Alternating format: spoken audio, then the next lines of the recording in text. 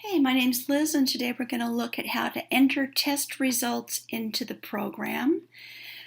The mechanism for doing this is identical whether you're in the inpatient or outpatient setting. Doesn't matter if you're a doctor or a nurse. For our version today, we're going to go into the progress note as a prescriber. Actually, let me back up here and take you into a nursing note just for a minute. In the nursing note, you can enter the test results right here. Now, if I go back to the chart face and I open up a prescriber progress note,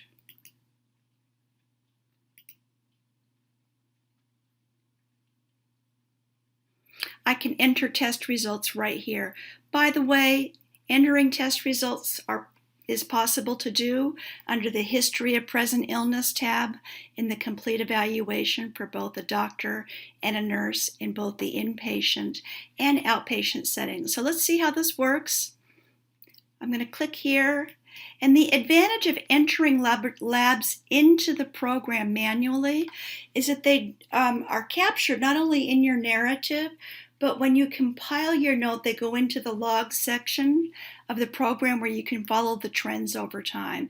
So let's add a new test result today. When I click new, all that simply does is say the date that it was performed was on 12/17/2015. But let's say we got a lithium level and it was drawn 48 hours ago. So I'm going to backdate this to 12/15/2015.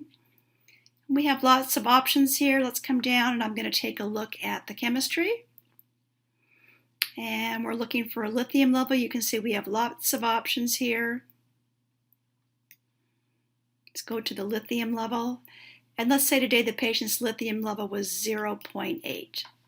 Okay, so we've got, it was performed on today or on the 15th, chemistry, lithium level 0.8.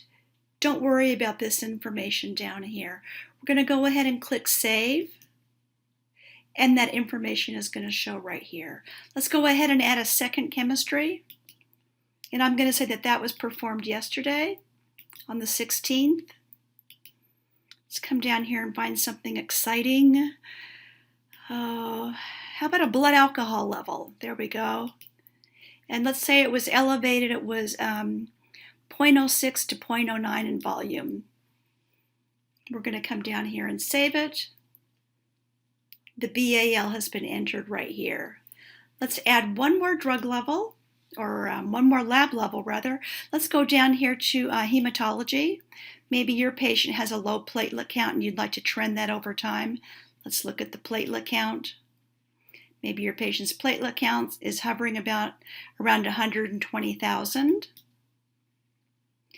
Says 100, and by the way, if it was really 125,000, you could come in here and click the little 5 and make it 125,000, and it shows the normal value range 140 to 450,000. I'm going to save this, and you can go on and on. Each one of these that are saved once again will show up in the log area.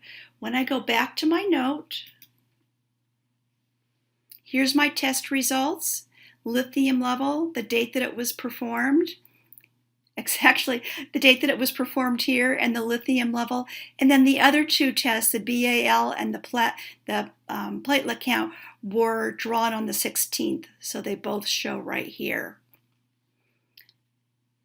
Let's go through here, and I'm just going to go over here to Progress Note Part 2 really quickly and just compile this note. I'm only going to be concerned with this specific information right now. You can see my test results are showing right here. My diagnosis, notes and risk factors. Of course, I'm going to sign my name to this. If I wanted to be super specific, I might want to change the note title and say lab results documented or what have you. But I'm going to go back to the chart face. Now, lab results don't show on the chart face, but they do show in the log. So let's go into the log.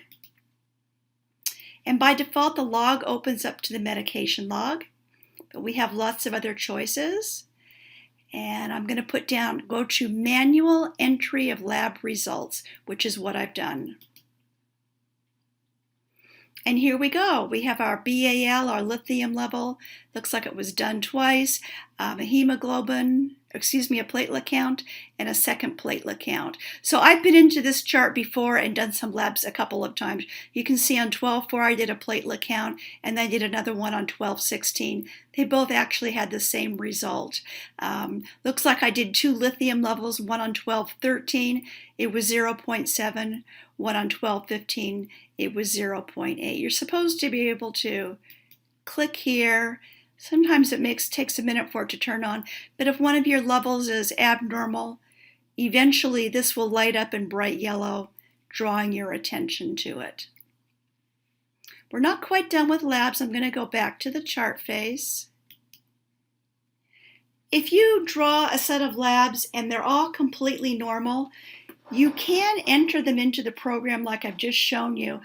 Or you can upload them onto your computer desktop and scan them and drop them into the Documents folder right here. Each patient has a Documents tab, and under the Documents tab, we can go down here to the Laboratory folder. Okay, so these are my full lab results for Snow White, and I can view this document from right here. This does need to be saved as a PDF, and here you go. So instead of entering all those manually, I can pull them up. I could make a custom button in my note that says normal lab results are posted in the lab folder for today's date, and then I'd be able to reference them right here. I should have probably put a date up here, but I didn't. And we're going to go back to the list of documents. We're going to go back to the chart face, and that wraps it up.